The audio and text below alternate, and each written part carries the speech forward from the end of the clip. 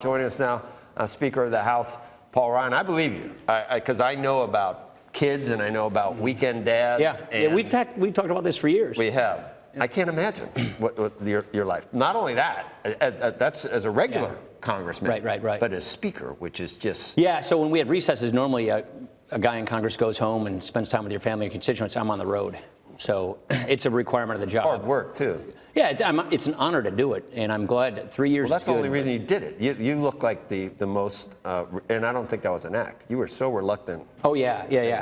Because I knew what it involved, and I loved being Ways and Means chair. It's a great job, and it's a job that you can have a really good family work-life balance. Speaker's a little different story. Absolutely honored to have this job. I could guilt you into. See, the people use Catholic guilt to get me in this job in the first place. I'm Catholic, but I could guilt you into that you're not done on entitlements, and we need. No, that's the one thing. We need your voice. You got tax reform, but we need your voice. So obviously, tax reform, regulatory relief, rebuilding the military. We're about to do some workforce development issues that I think are really good for labor market supply. Entitlement reform is the one thing that I've been working on pretty much my whole life. I'm really proud of the fact that every term since I was budget chair, we've passed budgets in the House that balance the budget, that reform entitlements, that pay down the debt. We passed the biggest entitlement reform bill in the history of Congress, of the country, in the House last year. It failed by a vote in the Senate. I hate the fact that happened. But here in the House, we've done our work. We still got a lot more to do. And it really is entitlements, and it's healthcare entitlements we have to get under control. But there comes a time when you're at a stage in life where you have to make these kinds of decisions. And that's the decision I made. And what I didn't want to do is run for re-election knowing I wasn't going to stay another full term and basically be dishonest with everybody and then hang it up right after the election, which is what the political people say you should do. I'm just not a political person. I'm a policy person, and I just didn't want to do that. We've had a lot of discussion. I really do think you're like a choir boy. You're so straight-laced about everything. So I understand that Trump might at times be a different type of person. He used to call me a Boy Scout, but you are a Boy Scout. Yeah. Okay. So I understand the times where you've chafed or he's chafed, or I understand that relationship, but I think you had a good work. Very much so, yeah. But who writes the piece that you're leaving because you don't want to deal with Trump anymore? It really isn't. It really isn't. Well, where do they get that? Did they cite us? Is that people who don't like Trump say this? Is that fake news? Yes, it's fake news. That is fake news. Yeah, of course. Because I read that article. Yeah, no. But it sounds on the surface to be plausible. Look at what his election got us. It got us finally a unified government. So you categorically denied it just had anything to do with having to deal with President Trump. I'm grateful that he has given us this chance with his election to do fundamental tax reform that is a long time in coming that finally got done. Look at the regulatory relief. Look at what the oil and gas industry is doing now that we have lifted the ban on exporting crude oil. Look at all the LNG platforms that are being built. Look at all the fracking that's occurring. ANWR now is back online. We've been trying to get ANWR, the Arctic National Wildlife Refuge, for 37 years. America is now going to be the dominant energy producer in the world. We are putting OPEC to the side. Why? Because Donald Trump got elected president with a Republican Congress, and look what's happening. That's just one sector. The Permian Basin, I was down in Midland, Texas a little while ago. They have discovered recoverable oil fields that are as big as the Saudi oil field in just this part of Texas. Why?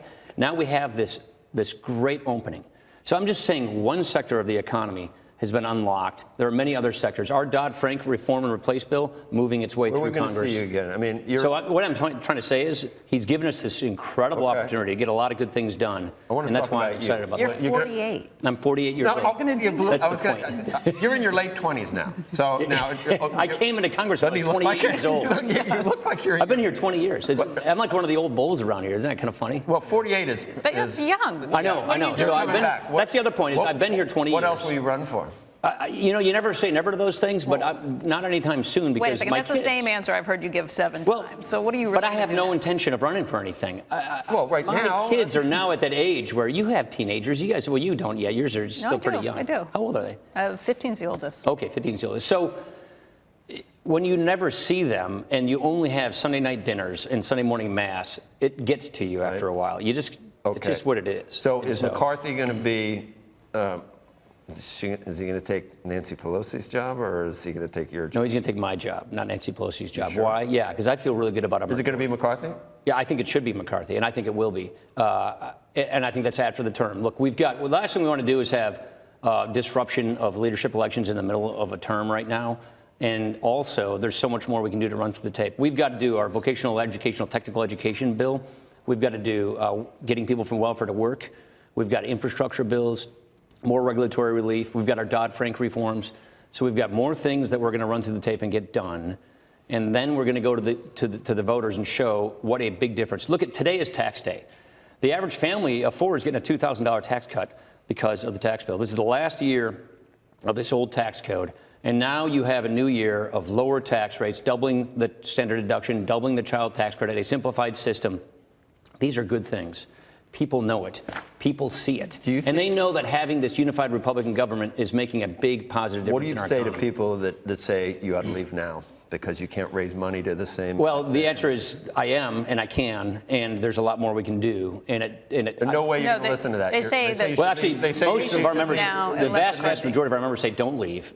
There's so much more you can do. We want continuity. We don't want to have disrupting leadership elections in the middle of this. And by the way, there's a whole lot more I could do. I've raised $54 million for our party since the first of the term here.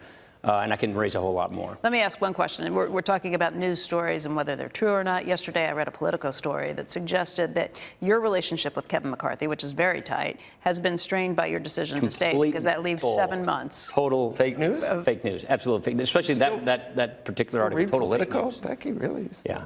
With him? Look, I don't want to slam newspapers or anything like that. It's just and he and I were joking about it last night. You were? Oh yeah. Okay. Yeah. So this is we're very front. close. He's my partner. What happens, because your party has been a difficult one to wrangle, as most parties are. You do have the Freedom Caucus saying, look, we don't like the budget deal that was just cut. We don't like the spending that was in it that was granted to the Democrats to get their votes on board. So what happens to your party? We are more unified than we have been in a long, long time. Look at all the stuff. We've passed over 500 bills here in the House since the first of this term. Unfortunately, about 400 of them are still sitting in the Senate. We've had the most productive Congress, House of Representatives, in decades because of all the bills we passed. The reason we've been able to pass all these bills is because we've been unified. I came in a fractured, disunified caucus in 2015. We're so much more unified now. That's one of the reasons why I'm comfortable going, because we have come together as a team. We've gelled. We put together an agenda in 2016. We ran on it, and now we're executing that agenda. We're 2/3 of the way through getting it all done in law. So we've gotten so much of our work done.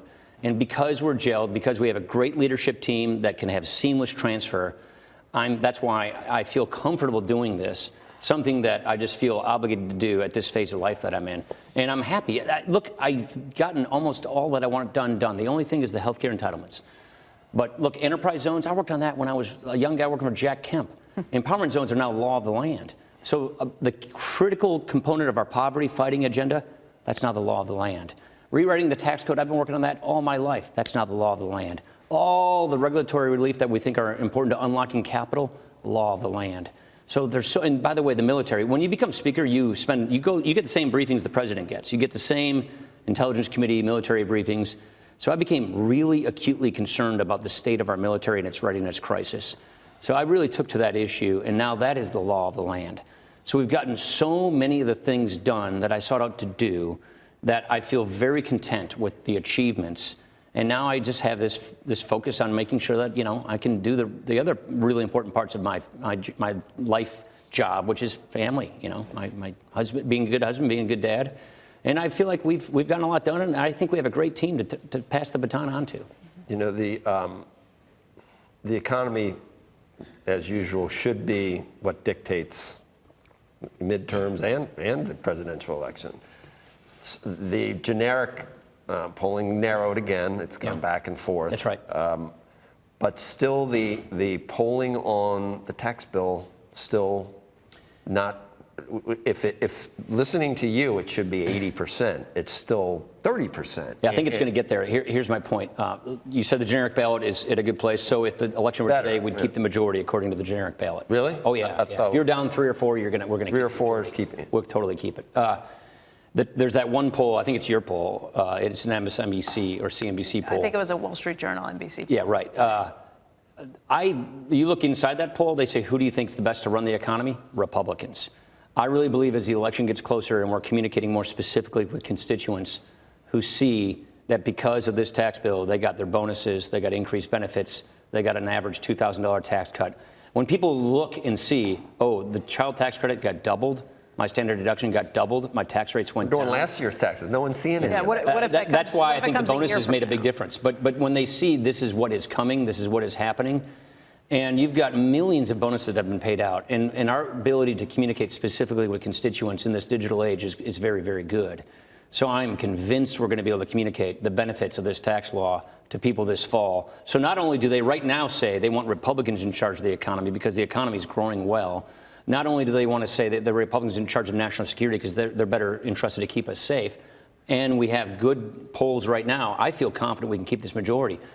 What's going to happen is the national media is going to be doing this big narrative. Underneath that national narrative in our discrete congressional districts, we know how to communicate to our constituents to show them, here's what we said we would do, here's what we did, and here's how it's making a difference in your life. We're actually improving people's lives specifically. You know that, and I think we have a really good case. You know that judge in Wisconsin? What about Connor Lamb? Are any of these things, are these all one-offs? Or Well, I think the judge in Wisconsin, that was good. He won my district fine, but in Madison and Milwaukee, he did really well. That's the intensity gap issue.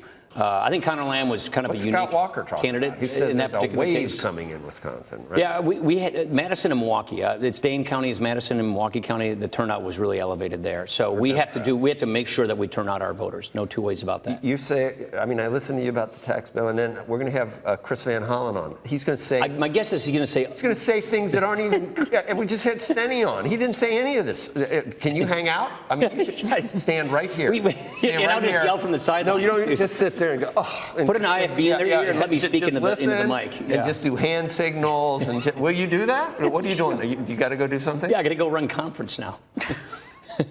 Is that a big deal? Yeah, it's running Congress. You know, it gets all of our members. Okay, so McCarthy will. I heard it'd be easier for him to win as minority leader because of the freedom. You don't need as many votes. Look, it's going to be tough as speaker. We are more jailed than we were ever before.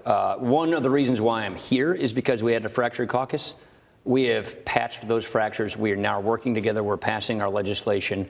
And so I really do not think the schisms that occurred, which sort of resulted in me being speaker, exist like they did before. And that's why I'm confident we have a good leadership team that is tried and true, that is produced, and it's going to be a much more seamless transition, I think, this time around. That's why I'm confident doing this. I hear Cantor is just not going to cover off the ball at Mullis. I hear he's really good. And then there's Eric. And then there's Boehner. You can always go into the pot business or something. If you thought about what happened? I just about choked on my coffee. I will not be doing that. I can make like. You don't know what you're doing. No, my plan is to come up with my plan in 2019, and in the meantime, run through the tape. I'm going to figure that stuff out later. All right. Yeah. Just some ideas. Thank you. Hey there, thanks for checking out CNBC on YouTube. Be sure to subscribe to stay up to date on all of the day's biggest stories. You can also click on any of the videos around me to watch the latest from CNBC. Thanks for watching.